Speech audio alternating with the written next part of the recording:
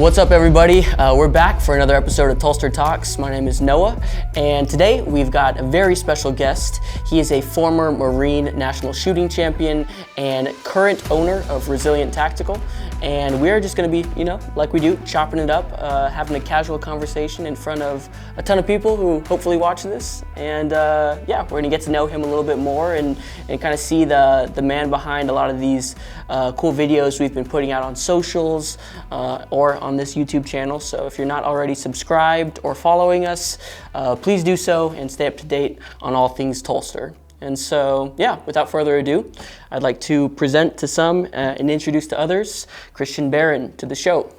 So, welcome. This is the second episode, so I hope you feel a little special about it. Oh yeah, so, feel good. Yeah, feel good. Awesome. And so if you would, man, give us a quick story. It's not every day that we get to sit down with a Marine shooting national champion. And so if you would, tell us how'd you get into Army? How'd you get into shooting and everything? First, let's see. When I joined the Marine Corps, I joined at 19, so didn't go in right after high school. I knew I'd want that extra year. So went in at 19 and hit the rifle range. Never held a rifle before. Wow. Never shot anything besides a 22 or a 270, maybe shooting frogs like in North Texas. So when I went to the range, it was something completely new, which I think is a great trick to have because you're sort of a sponge. And I just listened very closely, and I knew from the movies, just be still, take your shot, make sure your breathing is right, your trigger control and all that good stuff. So coming on range week, qual week, I ended up shooting range high in my platoon, not out of the company. I think another guy got it, but I was definitely right there. But they gave me a wake-up call, like, okay, that's kind of something I'm a little good at. Yeah. So I got to sign my PMI's safari cover, and he was telling me, like, hey, that you did a great job. I always let whoever shoots the highest sign my cover, so it's out there somewhere. Nice. Yeah, wherever he's at now. Yeah, if you're out there, cool. Yeah, that's awesome. So when I hit the fleet, I got issued an M4, and most people were still getting M16s. So I thought, I'm not going to have as much effective range now. Yes, you will. So we hit range week. I'm a private first class hitting range week, and I'm the lowest of the low. I'm doing all the grunt work on the range, and so I'm tired when it comes to finally getting time to shoot because I'm lugging ammo around, helping other people out. When you're low on the totem pole, you do all that stuff. You're doing everything. Yeah. So I'm like, well, my range is going to be kind of bad. I'm a little fatigued. Shot range high. Wow. So that was another little eye-opener. And now I'm a Lance Corporal, going to range week. I shoot range high. Yeah. And there's a pattern here. Dude, it was something that just clicked. Wow. And, I wasn't really, I didn't have much awareness of whenever I was getting on the line and shooting that shot. I just would go up there, pick my rifle up, load it, and shoot. I wasn't really thinking much about it. I was just aiming and pulling the trigger, making sure my zero was good when we were zeroing our rifles. And if that's good, wherever you aim it, that's where it's going. Wow. So that's how I thought about it. Yeah. I see people doing all kinds of crazy techniques, or trying to watch their heart rate, or trying to feel their heart rate, watch their breathing. Now I understand that stuff is vital to other shooting strategies, scout snipers or something like that, or teams guys. Okay. But it's just Marine Corps Rifle Week. It's just our annual qual. Right. We go from the 100 to the 500, and there's some people that they fail. Yeah. We use that word for unqualified. Okay. And I knew I just didn't want to be one of those guys. So zero your weapon real good. Use that ACOG to your advantage. Tip of the spear, crotch, and the feet. Those are very, very good to know for your 1, 2, 300, and we go all the way to the 500. Yeah. But just made sure the zero was good. Took my shot, watched the wind, obvious. If the wind's going this way, use your dope, go a little bit to the right, going left, going to the right, go a little bit to the left. Yeah. For me, it's just common sense. So, so I got recognized by Staff Sergeant Nicholson. He just came up to me one day and said, hey, Marine, you shoot pretty good. I want you on the I want you on the 3rd Marine Division shooting team. Wow. Had no idea what it was, didn't know anything about it. Went ahead and did it because it's a way out of my shop. Yeah, for sure. Yeah, started training with him. He told me I had something special. Okay. I had no idea what it was, but or what I was even competing for. Yeah. So we went to this competition called PAC-Div. It's where the Marine Corps shooting team goes to the East Division, Okay. West Division, and Pacific Division. So they go to Oki, Pendleton, and the East Coast, so Lejeune, and then they go to Hawaii. Okay. And I competed at PAC-Div in Hawaii, and my first year, I didn't medal at all. I was very, very close, but I didn't medal at all. So it was kind of a little sign of defeat for me, because now I'm competing against all of these different MOSs for a spot to go to Marine Corps Championships, and I'm getting topped by the Marine Corps shooting team. So I'm like, oh, I'm getting the best period instruction. I need to bust my ass for this and show out, because I'm doing it on the qualifying range, so I need to do it here. I ended up not medaling that year, and I can't remember why, but I was like, well, okay, I got another chance. I got next year. I'll be a corporal next year. So by that time, I probably got a couple years left. So they came back that next year. I trained for that next one with Staff Sergeant Nicholson and the team. And so now I'm a corporal. PAC-Div is coming, getting ready for it. And I bronzed. So I barely made it. And I think it was just nerves. Like, I knew I could have done a lot better. But I bronzed in rifle. Pistol, not pistol. I was good, but I wasn't great. And we're also using bored out M9s that are breaking on the range. I'm watching guys shoot and their slide is breaking off. These M9s we use in Desert Storm, Fallujah, Operation Iraqi Freedom, all of that stuff. So they're all kinds of whack. So I ended up going to Marine Corps Championships for a rifle. And when I get to Quantico, I figure out it doesn't matter if you went there for rifle, if you went there for pistol, you're going to be shooting rifle, pistol, and 3-gun. So on the Marine Corps teams, you shoot a standard M16. Everyone knows how long those are, but they're weighted. So they're it feels like 18 pounds, because they got lead in the buttstock, lead in the handguards. I mean, they are heavy, but I get the method to that madness. And it's, if you're standing and you've got it in your cradle, and you take that shot, there's less recoil. It's so heavy that shot, there's really nothing to balance. You're just, all you do is hold it, pull the trigger. So when it was time to go to pistol, we were shooting 1911s, so 45 iron sights, and that was completely new to me. I've only shot, in the Marine Corps, 9mm M9 Beretta. Right. So now I'm shooting a 45, which in my head I'm thinking like Dirty Harry, I had no idea. So I'm lining up my sights in the pistol bay, and that X ring is only about that big. It's very, very small. And on the Marine Corps teams, if you're not hitting that X, you might as well not even be there. When you go to nationals, if you're hitting out here, kiss your chances goodbye. You've got to be hitting that black, or the 9 ring or something. Okay. So when I picked up the pistol, lined up in the correct stance, we're all doing one-handed,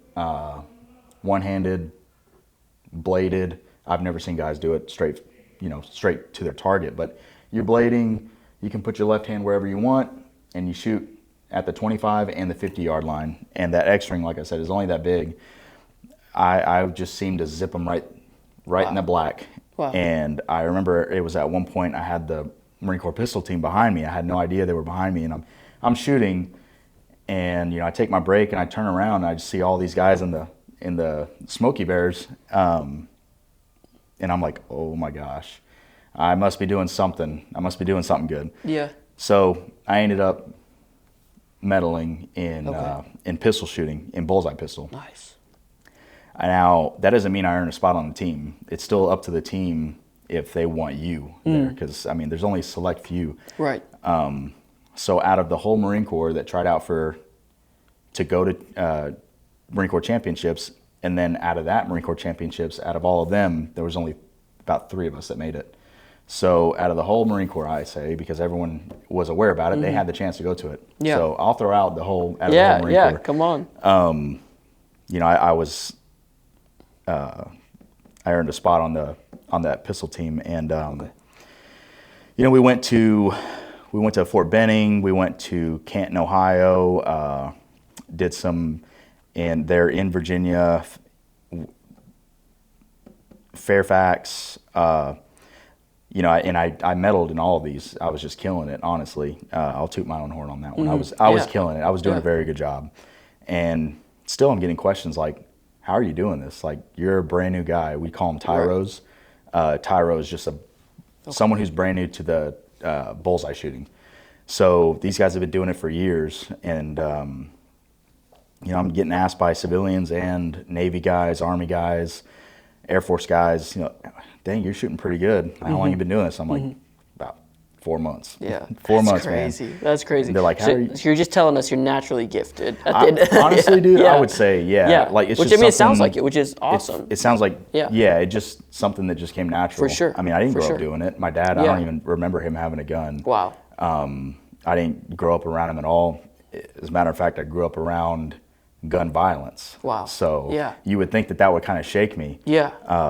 I mean, 8 years old, our house got drove by. Jeez. Yeah, they were going for our neighbors, and they got our house. Golly. And so that put the fear of, you know, guns into my parents.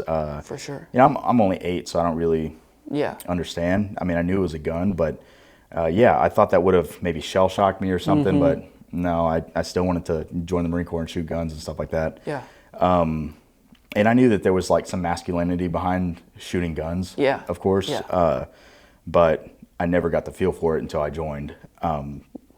So, I just got a lot of people asking me questions, how do you do it? And I'm just like, dude, just pick it up, make sure your sights are on, and pull the trigger, stay still, that's it. Walk the trigger back real slow, especially in bullseye shooting. You know, I mean, it's called bullseye. You want to get a bullseye every single time.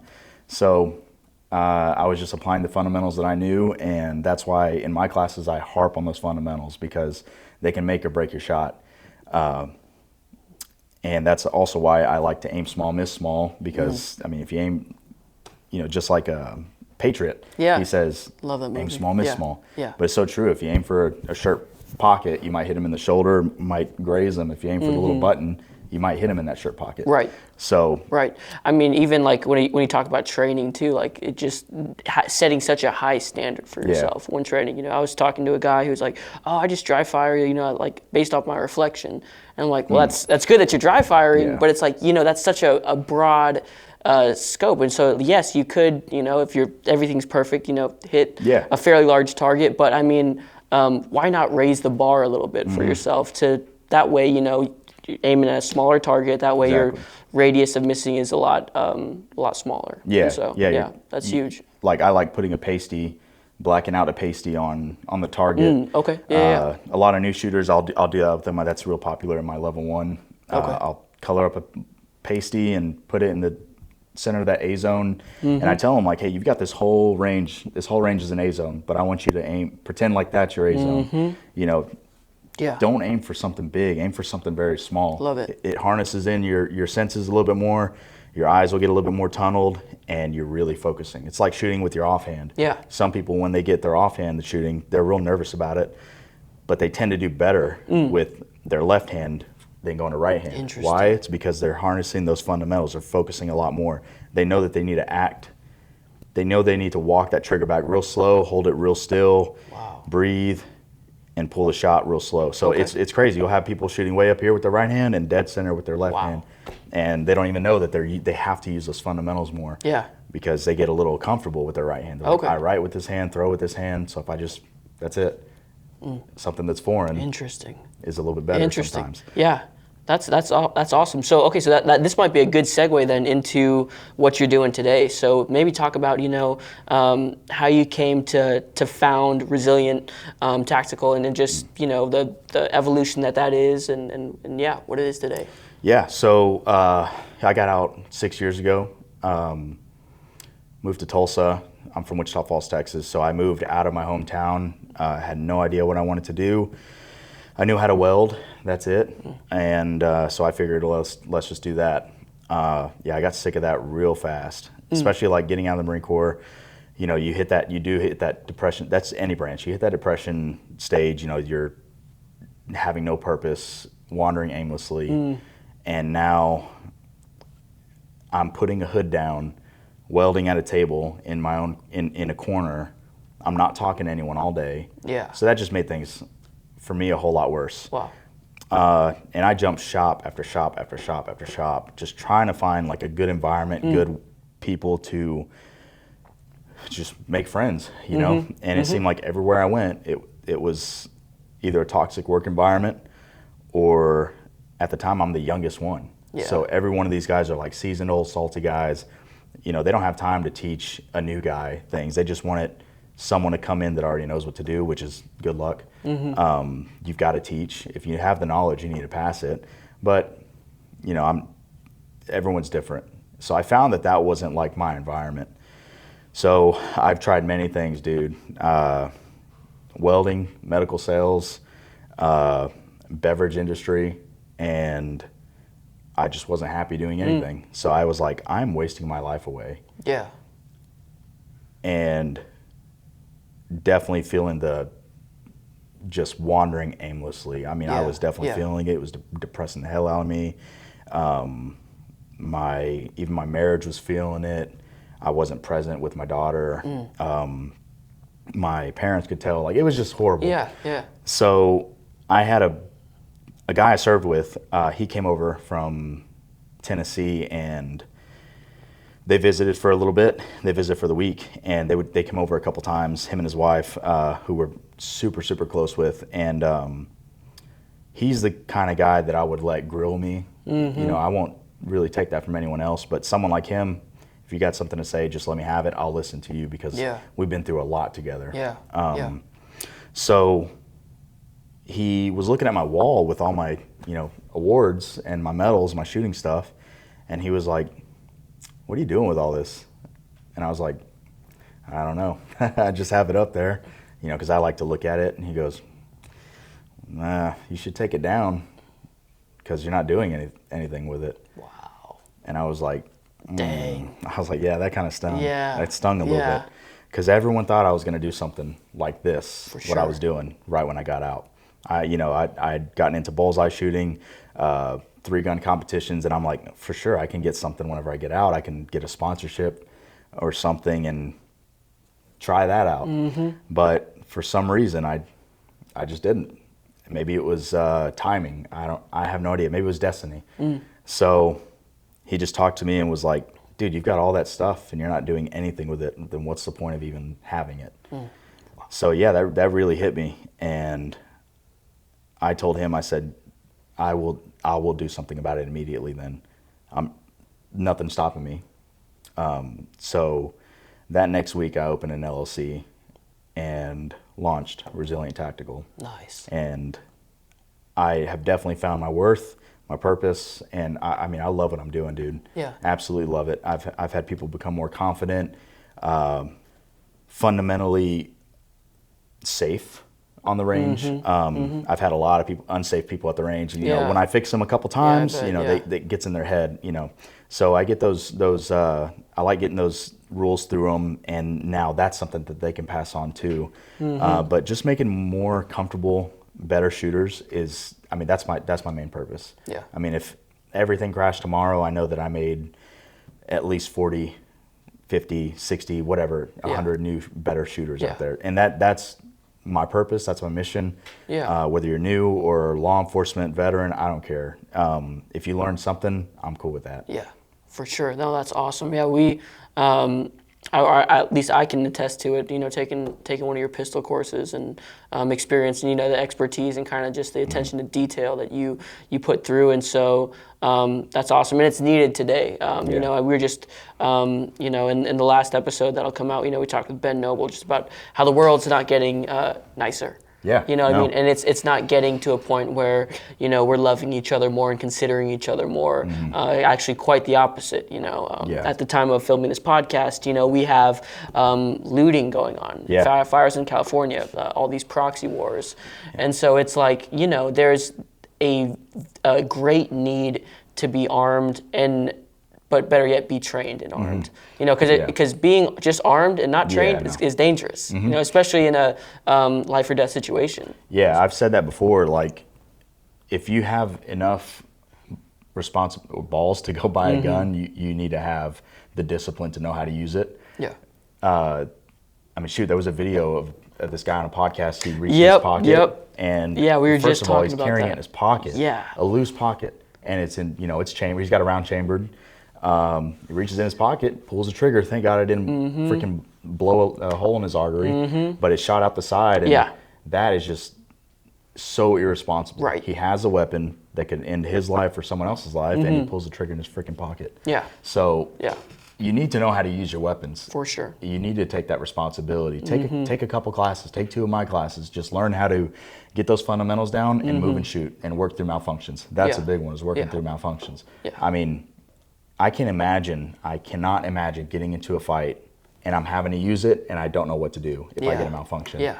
Or I don't have one chambered. Yep. That's time is life, dude. So I preach that to everyone. Time is life. That's why, I mean, I carry one in the chamber every day. Yeah. But I'm responsible enough. You know, I know that now this is my safety. So exactly. Yeah, that's just what I want to really help people do, is to carry with confidence. For sure. So yeah, come on. Now. Would you look at that? Yeah, would you look at that? Carry with confidence. Yeah, that's our slogan. That's our gosh. I mean, we put that on everything for a reason, you know, because it's like you don't want to be that guy who's, you know, carrying in his waistband, no holster, especially with one in the chamber. I mean, what a nightmare.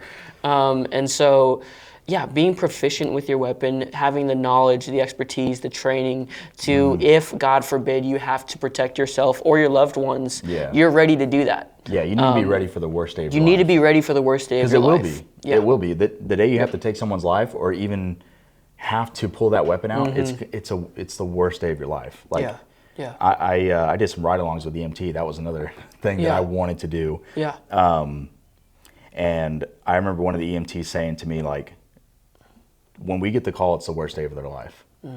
And I was like, dang, that hit me kind of hard. Jeez. And he said it's even worse. Not every ambulance has their sirens on. Sometimes you'll just be following one, and they have someone back there that needs some life support or something. They need something to save their life. But if those lights are on, that means they're going. Wow. They're opening the gates to heaven or something. So every time I see sirens now, I'm like, that's a bad one. Because now I know when those lights are on, it's a bad one. For sure, yeah. I've got a little habit, like whenever I see one driving by, like me and my wife will be in full conversation. We'll just say, you know, quick prayer. Quick prayer, because it's like, you know, it's exactly what you said. You know, it's like their lowest point. And shout out to all of our first responders, EMTs, the people who are experiencing that day after day after day. Yeah, every day. We were talking before, I think Blake Cook said it when he's saying, you know, we're deployed 365 days a year, you know, as a police officer or a SWAT team member or whatever. And so, gosh, it's a hard job. Yeah, even a freaking traffic stop could be a shootout. Could be fatal. You never know. Yep. So that's why we practice and preach proficiency. Exactly. But you're talking about carrying one in the chamber. I mean, let's check out your setup here. What do you run for your EDC? Let's see. So for my EDC, I'm rocking the 365X Macro Tac Ops. I absolutely love it because of the flared magwell, and I've got the TLR 7X on here, and the Hollison 507K. Absolutely love it. It's small enough to where it's not going to hurt me in the waistband, and the window is big enough that I can see. So I love the availability that Hollison has on their windows. Like, I love the Acro, I love the RMRs and that, but I don't really like the windows on them. So go in Hollison, you can save a couple $100 and get a bigger window. It's friendly to your budget. You know, it's not a crap product like other things that we couldn't name on this podcast. But I mean, it's quality for the price, which is nice. And I actually just picked up the EPS carry. Oh, nice. And so I've been really enjoying that as well. Yeah, so. I mean, I would like an enclosed. I mean, especially having this inside the waistband, it gets a lot of fuzzies in there. Yeah. But I mean, you know, I just take my finger in a shirt and kind of get in there. It's a great optic. I love it. I really do. Awesome. I use it on my full size, my Walther. Okay. My PDP match has a 507 comp, and I mean, There used to be a kind of a stigma behind Hollison, like, oh, he's got a cheap one. Yep. Well, look at them now. I mean, they're doing some great stuff. They're innovating. They're really driving a lot of what the optics, what they're doing, the world industry, I should say. And so it's good to see. I mean, obviously we love the American made. We here, like, we love Trichicon. That's kind of our preferred optic. But it's hard to ignore what Hollison's doing. For sure, man. And a lot of us Trichicon's have some amazing, of that stuff. But the price point is it cuts a lot of people out. Yeah, it does. And like I shot an ACOG when I was in, and one out here is about $1,500. Yep. Brand new. Yep. So exactly. This does it for me. Yeah. It's fine. I mean, I'll get there one day whenever I'm like, okay, let me dump the 15 and go get an ACOG or something, or an acro. Right. Which, I mean, like I said, on the acro, they have the new acro. It's got a bigger screen on it. Yep. I do like that. Yeah. But I mean, I haven't even seen the price point on it. So, but yeah, I love this thing, man. Yeah. The 365, I believe everyone should have this gun. This is the best carry gun in my opinion. Yeah. Holds 17 plus 1, so you've got a total of 18 rounds. You can stick that TLR on there. Now you've got a light. Yep. The beaver tail is perfect. The flared magwell, the grips on it are already kind of gritty. And then they have the compensated ones that people like. I personally don't care. I think with this small of a pistol, I get enough meat around it to manage that recoil. I mean, I've done a USPSA shoot with this gun. Really? Yeah, and I actually did pretty good. Yeah. Oh, that's awesome. And I was really surprised. They were like, dude, what are you shooting? And I'm like, I'm shooting a 365X macro, dude. Yep. And these guys are shooting, Jacob Grays and staccatos. Yep. So I'm showing up with the smallest pistol there. Yep. Showing out. Yeah, that's cool. I love it, man. It's a great pistol. Yeah. Awesome. And then what do you think about the ARC? I mean, another shameless plug, on the podcast. But walk us through it. So the ARC, I really like the ARC because of the wing here. So you can change how far, how close you want it in, and also snap retention. Absolutely love hearing the snap on this thing. Absolutely love it. So, and they're interchangeable. So if it wears out, you start not hearing it, just get a new piece and you're done. Yep. I really like the clips. I've tried to take this thing off with one hand. You got to use both hands. Yep. So that gives me comfortability. You do. That if I ever get in that situation, and I can hold this thing and it's not nothing. Coming out. So I can turn upside down in it. Yep. If a big guy is shaking me by my feet. Yep. This is last resort. So if he's just shaking me by my feet, it's not going to come out. Yep. For sure. Yeah, I absolutely love it though, man. You guys did a killer job, and I'm ready to see what else is in store, man. Yeah, we've got some exciting things coming in 2025. So stay tuned, because we're trying to innovate and bring things to the market, the civilian defense industry that are cutting edge, that are what people want and what people will use to defend themselves and others. Sweet. And so we're excited about it. And awesome. so where can people find you at? Is it best to get in touch with you on social, website? Let everybody watching how they can get in touch with you. So I do a lot on Instagram. Okay. Resilient_tactical is my handle. You can also get me at resilienttacticaltraining.com. It has how to reach out to me, email, phone number, and my Instagram handle. But Instagram is definitely going to be the best way. Okay. I'm on it every day. I try to put the phone down as much as I can, but with my job now, I have to. Right. So you can DM me. I don't care. I'm pretty sure my phone number's on online. Yep. So that's my personal. Yeah. I don't really care. Yeah. I'll pick up my phone to whoever now. Yeah. Kind of sucks. Yep. Yeah. That's awesome. The telemarketers heard Yeah. that. Yeah. They're like, hello, we'd like to sell you. Yeah. We have a staccato for $2. Yeah. But yeah, crazy. dude. That's how you can find me. Okay. Awesome. I'm ready to teach anyone. I don't care. Yeah. I didn't get to mention though about nationals. Talk to us about it. All right, Come on. So I get to nationals in Camp Perry, Ohio, and we're there for a week. We're training or practicing. You're doing your mock competitions. So you're basically doing dry runs. It's the day of competition to compete for first place, second place, third place, and so on and so forth. I am shooting next to an Olympian, and I'm shooting next to an Army guy, AMU. Everyone knows AMU. Those guys are amazing because that is an actual MOS for those guys. Okay. So for the Marines, it's only a 3-year billet. Gotcha. Or a 3-year, I guess, little contract. You can't do that for 20 years. But the Army, they can recruit Olympians. They can recruit guys out of colleges and say, hey, you're pretty good at shooting. You just won, state or nationals in college. Come to AMU, you'll get paid to shoot. You'll get retirement out of it. Now, it's a great program. Yeah. Everybody knows our Army Marksmanship Unit, and they're just stellar. They really are. Wow. They do it every day for 20 years. They're just awesome people. Okay. Great people too. Very humble. Awesome.